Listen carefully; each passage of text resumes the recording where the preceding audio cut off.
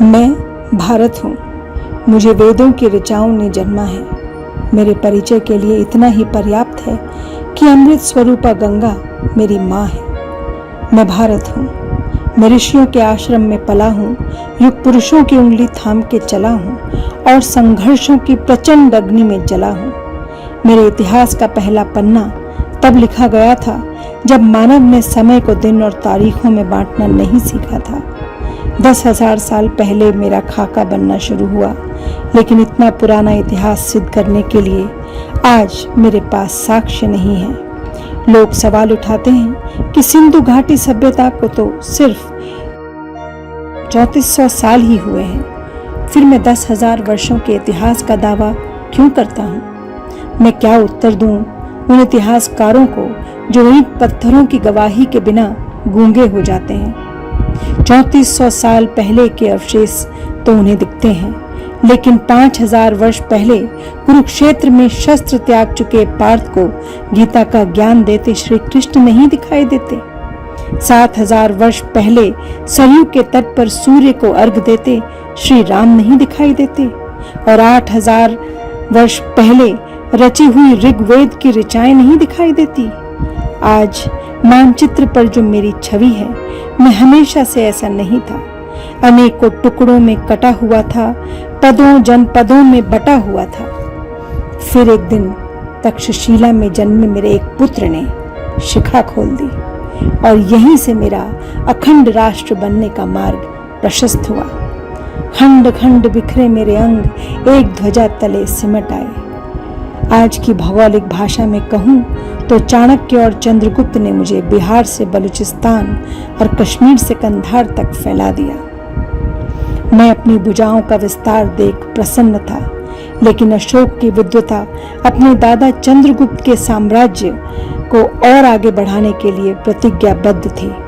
अशोक ने मेरी सीमाएं तक्षशिला से ईरान तक खींच दी। मेरा विस्तार समग्र विश्व को अचंभित कर रहा था, भौगोलिक व आध्यात्मिक दोनों ही रूपों में। एक तरफ मेरे हाथों में तलवारें खेल रही थी, तो दूसरी तरफ महावीर व बुद्ध की वाणी गूंज रही थी। समय के धरातल पर मैं चलता रहा। मैं कभी दौड़ा, कभी गिरा, कभी घुटनों के बल चलने लगा, रेंगा, मगर रुका कभी नहीं। मुझे अमृत वचन हमेशा याद रहे, यदि मैं सीधे हाथ से कर्म करूंगा तो मेरे उल्टे हाथ में विजय अवश्य होगी।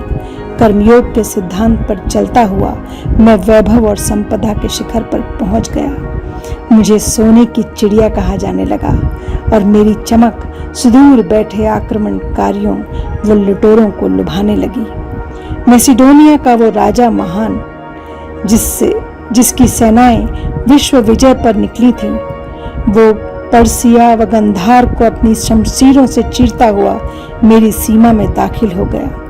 किंतु मेरा वीर पंजाब का राजा पोरस उसके पागल घोड़ों के आगे दीवार बन के खड़ा हो गया। यूनानी इतिहासकारों ने लिखा कि पोरस हार गया, सिकंदर विजय हुआ, लेकिन अफसोस मेरे इतिहासकारों ने इस झूठ को कभी चुनौती नहीं दी। पूछा नहीं यूनानियों से कि अगर सिकंदर जीता तो खाली हाथ भारत से वापस क्यों गया। सच तो यह है कि राज्य का भूखा वो गिद्ध मेरे बदन का एक टुकड़ा भी नोच नहीं पाया। पोरस ने उसके खूनी पंजे तोड़ डाले, ऐसा हराया कि उसका आत्मविश्वास चकनाचूर हो गया और यूनान पहुंचने से पहले ही वो आदिवासियों के हमले में मारा गया। किंतु यहीं पर अंत नहीं था। अरब, महमूद, तुर्क और मंगोल भी घोड़ों पर चढ़कर धूल उड़ाते हुए आए और मेरे मंदिरों का सोना चुरा कर ले गए। मेरे ग्रंथ जला दिए, मेरा इतिहास छिन्न भिन्न कर दिया। अनगिनत घाव लगे मेरे बदन पर, लेकिन विश्व बंधुत्व का आदर्श छाया रहा मेरे मन पर। मैं परदेसी बंधुओं की तलवारों के घाव खाता रहा और अतिथि देवो भव गाता रहा।